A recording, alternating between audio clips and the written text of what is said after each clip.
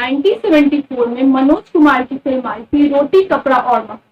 उस समय लोगों के लिए बेसिक चीज सबसे ज्यादा यही थी, लेकिन अब समय भी बदल गया है, दौर भी और लाइफस्टाइल भी।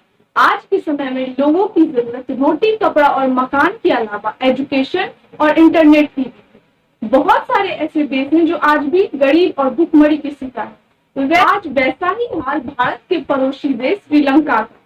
कभी सोने की नगरी से मशहूर श्रीलंका आज भूखमरी, कर्ज और महंगाई के नीचे दबी हुई। चलिए शुरू करते हैं श्रीलंका के इतिहास से। अनेक हिंदू कथा के अनुसार कहा जाता है कि श्रीलंका को भगवान शिव ने बसाया था। उन्होंने विश्वकर्मा को आदेश दिया था कि वहां पर एक सोने की महल बनाया जाए।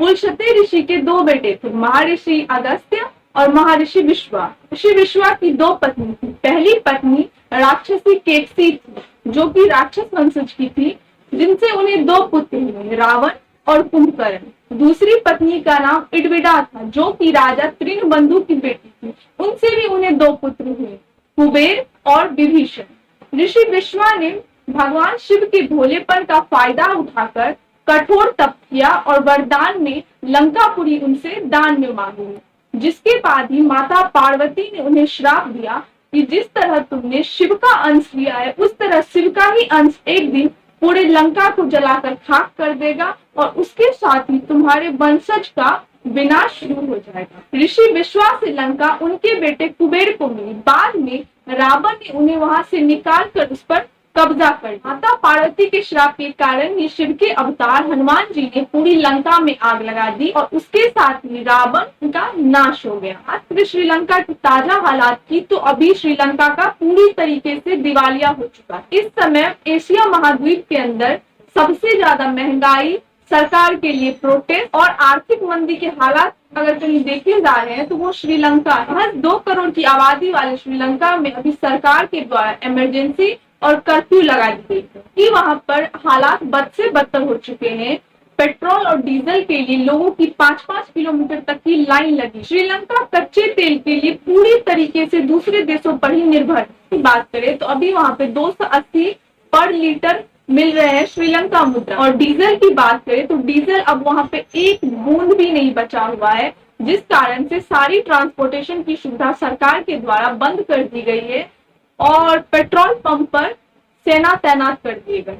आप इसी बात से अंदाजा लगा सकते हैं कि वहां पे अभी 1 किलो चावल 500 रुपए किलो, आलू 200 रुपए किलो, चीनी 280 रुपए किलो और दूध की बात करें तो वो पेट्रोल डीजल से भी ज्यादा महंगी मिल रही है। 1 लीटर दूध के लिए अभी वहां पे 1980 रुपए लोगों को देने पर एक ब्रेड का पैकेट 150 रुपए तक का मिल रहा है। यानी कि हर चीज के दाम रिकॉर्ड पर नए रिकॉर्ड बना रहे हैं। गैस सिलेंडर 4000 रुपए तक के मिल रहे हैं और बीते दिनों आए एक रिपोर्ट के अनुसार गैस और बिजली की कमी के कारण 1000 से ज्यादा बेकरी शॉप बंद कर दी। हमारे भारत में अगर 1 से 2 घंटे की बिजली की कट हो जाती है तो इस गर्मी में हम लोग कितने परेशान हो जाते हैं। और सोचिए श्रीलंका में अभी डेली 12 से 15 घंटे का बिजली कट हो रहा है, पावर कट हो रहा है, जिस कारण से लोग गर्मी से परेशान हैं।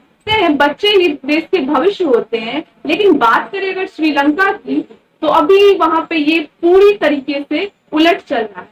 सोच सकते हैं कि श्रीलंका की सरकार के पास कागज खरीदने तक के पैसे नहीं है, जिस वजह से वहां पे सारे एग्जाम कैंसिल कर दिए गए, जिससे लाखों छात्रों का भविष्य अभी संकट में। घर और ऑफिस के लाइट काटने के बाद भी सरकार वहीं तक नहीं रुकी, अब तो वहां के स्ट्रीट लाइट तक भी बंद करवा दी गई है और जितने भी पावर प्लांट थे सब बंद करा दी, क्योंकि सरकार के पास पैसे ही नहीं है। हॉस्पिटल में दवाई नहीं है, जितने भी ऑपरेशन थे उन्हें रोक दिए गए क्योंकि सरकार के पास दवाई खरीदने के लिए पैसे ही नहीं है। क्योंकि श्रीलंका की सरकार जो है वो लगभग हर कुछ जो है वो दूसरे देशों से ही मंगवाती है अपने देश में, और उनकी जो अभी मुद्रा है वो इतने नीचे जा चुकी है कि कोई भी सामान वो मंगाए सब उन्हें बहुत ही महंगा पड़ रहा है। अब इससे बड़ी आर्थिक मंदी किसी भी देश के लिए क्या हो सकती है। जिनके पास पैसे भी हैं तो सामान क्या खरीदेगी, क्योंकि सामान कुछ बचा ही नहीं है देश में, और जहां कुछ भी थोड़ा भी सामान है तो वो खरीदने के लिए लोगों में इतनी भगदड़ और भीड़ मची है, जिस कारण से बहुत सारे लोगों की जान भी चली गई। महंगाई की मार ने जनता की इस तरह से कमर तोड़ दी है कि पूरे देश में सरकार के विरोध में प्रदर्शन हो रहे। भूखमरी और आर्थिक तंगी के कारण श्रीलंका के लोग अब अवैध तरीके से अपने पड़ोस के देश यानी कि भारत में प्रवेश कर रहे हैं। एक्सपर्ट्स की माने तो लगभग 2000 से ज्यादा लोग अवैध या फिर शरणार्थी के तौर पे भारत में आ सकते हैं। अभी अपने क्रिकेट के लिए पूरे विश्व में मशहूर श्रीलंका आज दाने दाने के लिए मोहताज है। खाली तो है लेकिन उसमें से रोटी गायब है। कहा जा रहा है अब श्रीलंका के पास खर्च करने के लिए मात्र 15 से 20 दिन के पैसे बचे हुए हैं। बीते दिनों श्रीलंका के ऊर्जा मंत्री का एक बयान आया था जिसमें उन्होंने कहा है पेट्रोल, डीजल और गैस के लिए लोगों की लगी सामान्य होने में कम से कम 7 महीने तक के समय लग सकता है। अब जानते हैं आखिर श्रीलंका में आर्थिक तंगी होने के मेन क्या क्या कारण है। क्या कारण है? Tourism sector. श्रीलंका की कमाई का मुख्य जरिया टूरिज्म है। वहां की जीडीपी का 15 से 20% का हिस्सा टूरिज्म से आता है। लेकिन बीते साल कोरोना की महामारी के कारण टूरिज्म सेक्टर बहुत हद तक प्रभावित हुआ और जिस कारण से भी यहाँ की जीडीपी नीचे चली। 2019 में श्रीलंका की राजधानी में सीरियल ब्लास्ट हुआ था। इस कारण से भी यहाँ टूरिज्म सेक्टर प्रभावित हुई। 2019 में श्रीलंका की विदेशी मुद्रा भंडार 7.8 बिलियन था जो कि कोरोना के बाद यह घटकर 2.8 बिलियन पर आ गया था, जिस कारण से कनाडा जैसे देश ने यहाँ पे अपना निवेश करना पूरी तरीके से बंद कर दिया। श्रीलंका में आर्थिक तंगी होने का मुख्य कारण यहाँ पे सरकार के द्वारा लगाया गया केमिकल फर्टिलाइजर्स पर बैन है। सरकार ने अचानक से घोषणा कर दिया और कह दिया कि अब से श्रीलंका में 100% ऑर्गेनिक फार्मिंग ही होगा। रातों रात सरकार का यह घोषणा होने के बाद ही श्रीलंका में सभी तरह के केमिकल फर्टिलाइजर्स और उपकरण बैन कर दिए। 90% जनता केमिकल फार्मिंग ही करती, जिस कारण से अचानक से यह कानून लागू होने के बाद वहां के एग्रीकल्चर सेक्टर को भी बहुत प्रभावित हुआ और अब वहां पे भूखमरी जैसे हालात हो गए। 2019 में सरकार ने लोगों से टैक्स लेना भी कम कर दिया था। एक अहम कारण बताया जा रहा है श्रीलंका की आर्थिक मंदी का विदेशी कर्ज। बीबीसी रिपोर्ट के अनुसार श्रीलंका को 2022 में $7 अरब का कर्ज चुकाना है, जो कि उसने चीन, जापान सहित भारत से लिया है। इसमें से सिर्फ चीन का कर्ज $5 अरब है। सरकार के खिलाफ लोग सड़क पर उतर आए हैं और प्रदर्शन कर रहे हैं। लोग इस संकट के पीछे सिर्फ और सिर्फ राजपक्षे सरकार को जिम्मेदार ठहरा रहे हैं। कारण है करप्ट सरकार और सरकार में परिवारवाद का विकास। श्रीलंका की सरकार ने वहां की जीडीपी तो नहीं बढ़ाई लेकिन अपने परिवार का विकास भरपूर मात्रा में किया है। श्रीलंका की सरकार में एक ही परिवार का पूरे देश पर कब्जा है। श्रीलंका के राष्ट्रपति गोटबाया राजपक्षे हैं। उनके ही परिवार के 7 मंत्रिमंडल में हाई पोजीशन पे। राष्ट्रपति के भाई महिंद्रा राजपक्षे वहां के प्रधानमंत्री हैं, दूसरे भाई कृषि मंत्री हैं और तीसरे भाई फाइनेंस मिनिस्टर। प्रधानमंत्री के बेटे खेल मंत्री हैं और कृषि मंत्री के बेटे जूनियर मंत्री हैं। कि पूरी सरकार में बस परिवार भरा पड़ा है। यह भी एक कारण है वहां पे आर्थिक मंदी का, क्योंकि एक ही परिवार के इतने सारे लोग होने के कारण वहां पे करप्शन बहुत हद तक बढ़ गया। हर चीज की कालाबाजारी होने लगी।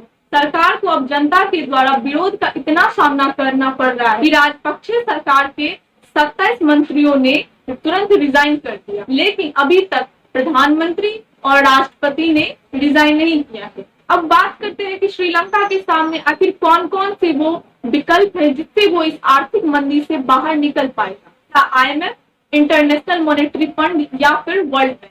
लेकिन IMF पर यूरोपियन कंट्रीज का ज्यादा कंट्रोल है।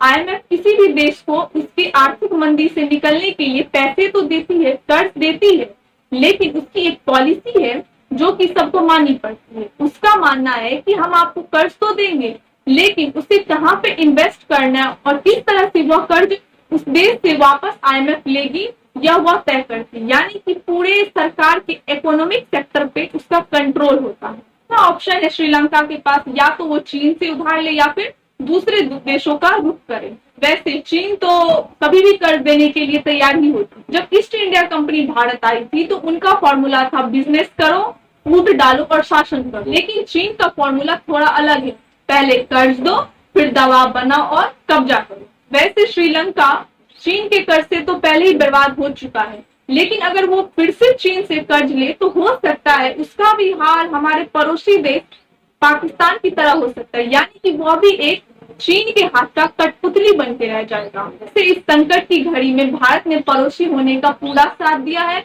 और तुरंत श्रीलंका को $1 अरब की सहायता राशि दी है। लेकिन इस हालात में श्रीलंका के लिए ये ऊंट के मुंह में जीरा के समान हो सकता है। बहरहाल श्रीलंका ने IMF से मदद की गुहार की है और अब देखना लाजमी होगा कि आखिर श्रीलंका इस आर्थिक मंदी से अपनी जनता को किस तरह से उबारता है और फिर से अपनी नई शुरुआत करता है।